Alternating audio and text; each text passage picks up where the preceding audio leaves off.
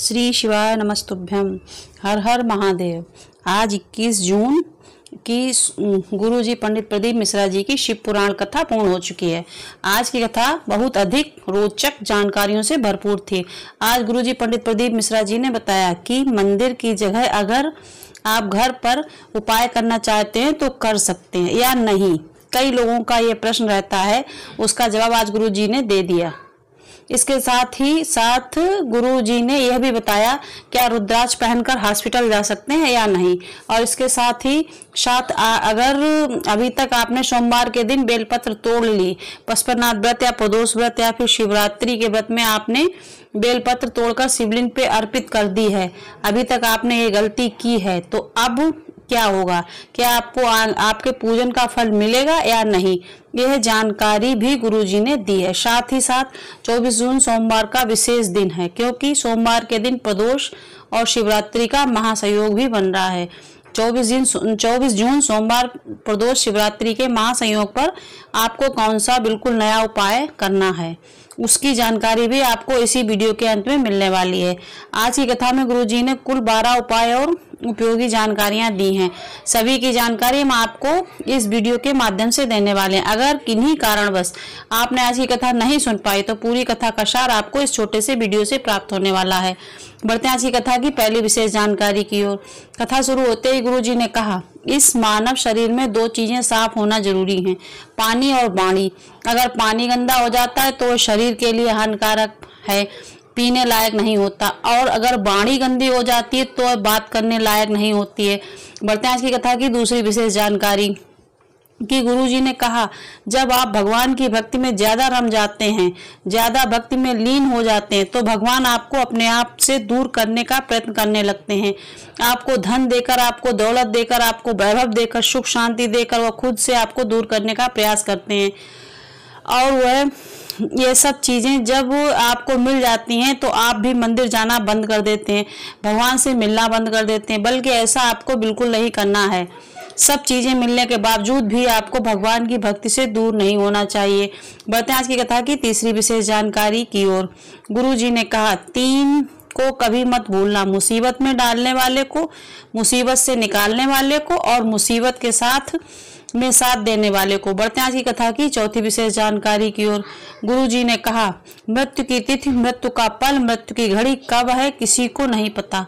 अभी हाल ही में अहमदाबाद की एक दुखद घटना जो हुई है, उसमें छोटे बच्चों से लेकर बुजुर्ग सभी थे, और किसी को भी यह नहीं पता था कि आने वाले समय में उनके साथ क्या होने वाला है। बढ़ते हैं आज की कथा की पांचवी विशेष जानकारी की ओर। विशेष जानकारी देते हुए आज गुरुजी ने बताया, रजस्वला धर्म में आप भगवान का नाम जप कर सकते हैं, स्मरण कर सकते हैं। आप द्रौपदी का चरित्र पढ़ सकते हैं। द्रौपदी जब रजस्वला धर्म में थी तब उसने भगवान श्री कृष्ण को याद किया था और भगवान ने उसे बचाया था। आप शुद्ध हो, अशुद्ध हो, स्नान किए हो, ना किए हो, कहीं पर भी बैठे हो, भगवान का नाम ले सकते हैं, भगवान का स्मरण कर सकते हैं। बढ़ते हैं आज की कथा की छठी विशेष जानकारी की ओर। गुरुजी ने कहा, कई लोग कहते हैं क्या हम हॉस्पिटल में रुद्राक्ष पहनकर जा सकते हैं, तो इस पर गुरुजी ने कहा, रुद्राक्ष तो शुद्ध करने वाला होता है, जिसे आप मरते दम तक हर स्थान पर पहनकर जा सकते हैं। ये तो मरने के बाद भी आपके साथ शमशान तक जाता है। बढ़ते हैं आज की कथा की 7वीं विशेष जानकारी की ओर। गुरुजी ने कहा, कई लोग प्रश्न करते हैं क्या उपाय करने के लिए मंदिर जाना जरूरी है, क्या हम आपको उपायों को घर पर भी कर सकते हैं, तो इस पर गुरुजी ने कहा कि हाँ, आप उपाय घर पर भी कर सकते हैं। तो गुरुजी ने कहा, अगर मंदिर दूर है, मंदिर नहीं जा सकते, मंदिर जाने में कोई दिक्कत है या फिर मंदिर है ही नहीं, तो आप उपाय घर पर भी कर सकते हैं, वह भी आपको पूर्ण फल प्रदान करते हैं। बढ़ते हैं आज की कथा की 8वीं विशेष जानकारी की ओर। गुरुजी ने कहा, कल हमने आपको बताया था कि सोमवार के दिन या प्रदोष के दिन, शिवरात्रि के दिन, अष्टमी के दिन, नवमी के दिन आपको बेलपत्र नहीं तोड़नी चाहिए। तो कई माताओं बहनों ने हमसे कहा, तो गुरुजी अभी तक हमने सोमवार के दिन बेलपत्र तोड़ी, तो क्या शिव हमारी कोई भी पूजन को स्वीकार नहीं करेंगे। इस पर गुरुजी ने कहा, शिव पूजन में अगर आपसे कोई गलती भूलवश हो जाती है तो वह गलती शिव माफ कर देते हैं, पर आपकी गलती जानबूझकर नहीं करना चाहिए।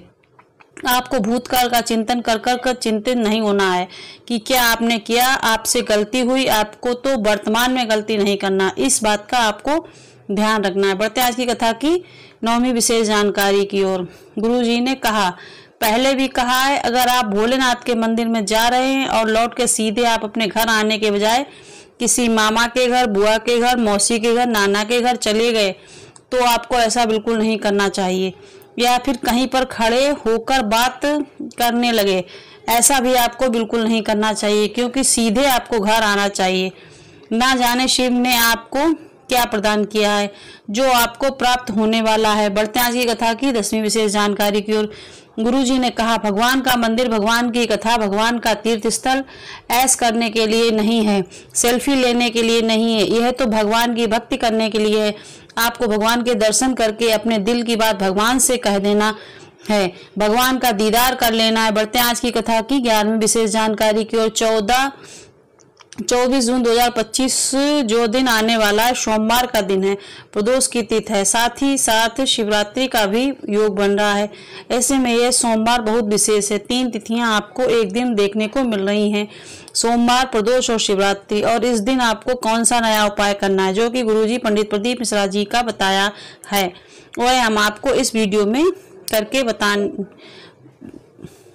हम आपको इस वीडियो में बताते हैं। अब पहले आप ये समझ लीजिए कि यह उपाय किन्हें करना है। किसी भी क्षेत्र में सफलता प्राप्त के लिए आप ये उपाय कर सकते हैं। नौकरी में सफलता, व्यापार में सफलता, कोर्ट केस में सफलता, या फिर लंबे समय से अटके हुए कार्य में सफलता प्राप्त के लिए आप ये उपाय कर सकते हैं। गुरुजी ने हाल ही की शिव पुराण कथा में इस उपाय की जानकारी दी थी। गुरुजी ने हरीश्वर महादेव से जुड़े बिल्कुल नए उपाय की जानकारी देते हुए कहा था कि आपको एक बेलपत्र लेना है। इस बेलपत्र की 3 पत्तियां जहां पर जुड़ती हैं वहां पर आपको पीला चंदन लगाना है। एक चावल का दाना बेलपत्र के साथ रखकर, या फिर एक से अधिक भी रख सकते हैं, पर कम से कम एक चावल का दाना बेलपत्र के साथ रखकर हरीश्वर महादेव का नाम लेते हुए, फिर से सुन लीजिए, हरीश्वर महादेव का नाम लेते हुए इस बेलपत्र को आपको शिवलिंग के ऊपर अर्पित कर देना है। नौकरी, इंटरव्यू या फिर जिस भी क्षेत्र में आप सफलता प्राप्त करना चाहते हैं उसमें आपको सफलता निश्चित देखने को मिलती है। यह उपाय आप प्रदोष के विशेष दिन करके अधिक से अधिक लाभ प्राप्त कर सकते हैं। और गुरु जी का बताया यह प्रदोष का विशेष उपाय, जिसे आपको 24 जून सोमवार प्रदोष शिवरात्रि के अवसर पर करना ही है। बढ़ते हैं 12वीं विशेष जानकारी की ओर। 26 जून से 2 जुलाई 2025 तक बैजापुर छत्रपति संभाजी नगर में शिव पुराण कथा होगी। 5 जुलाई से 9 जुलाई 2025 तक गुरु पूर्णिमा शिव पुराण कथा होगी सीहोर में। 10 जुलाई को गुरु पूर्णिमा महोत्सव होगा। 25 जुलाई से 31 जुलाई तक भिलाई में शिव पुराण कथा होगी। 6 अगस्त को प्रदोष के दिन सीहोर में कावड़ यात्रा होगी। अब हमने आपके लिए पंचपुष्प शिव पुराण कथा का 4 वीडियो बनाना शुरू किया है। आज जिसका पार्ट 1 आज सुबह हम अपलोड करेंगे। आज हम सुबह अपलोड करेंगे। अगर वह वीडियो आपने अभी देखना है तो आप हमें बताइए, हमारे कमेंट में श्री शिवाय नमस्तुभ्यम लिख दीजिए। आप सभी पंचपुष्प शिव पुराण कथा का पार्ट 1 देखना चाहते हैं तो आप सभी स्क्रीन पर हमें वो श्री शिवाय नमस्तुभ्यम हमारे कमेंट बॉक्स में लिख दीजिए। वीडियो के लिए लिख दीजिए पंचपुष्प से संबंधित, उसमें अभी आप अपनी उंगली से टच कीजिए और उसमें लिखिए श्री शिवाय नमस्तुभ्यम, तो हम जान जाएंगे कि आपको पंचपुष्प शिव पुराण कथा चाहिए। अब आप सीधे उस देखिए, गुरुजी पंडित प्रदीप मिश्रा जी ने पार्ट 1 में जितनी भी जानकारियां दी हैं वह आपको उस वीडियो में देखने को मिल जाएंगी, जो कल सुबह 8 बजे हम डालेंगे। पंचपुष्प शिव पुराण कथा 8 बजे आप हमारे चैनल पे आइए और आपको पंचपुष्प शिव पुराण कथा का सार मिल जाएगा।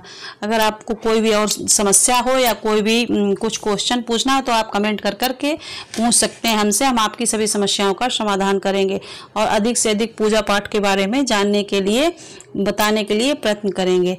और सावन आ रहे हैं तो सावन में पार्थिव शिवलिंग पूजन या पूरे सावन, बहुत लोग सावन पूरे व्रत रहते हैं तो वो कैसे रह जाएंगे और क्या उसमें विधि विधान है, उसका क्या है, वो सब हम आपको जानकारी वीडियो में देंगे। क्योंकि हम भी अब की बार, अभी तक हम नहीं रहते थे, सावन सोमवार रहते थे, अब की बार सोच रहे, देखो भोले बाबा की जैसी कृपा होएगी तो हम भी रहने की सोच रहे। तो आप हमें कमेंट में बताइए। श्री शिवाय नमस्तुभ्यम। हर हर महादेव।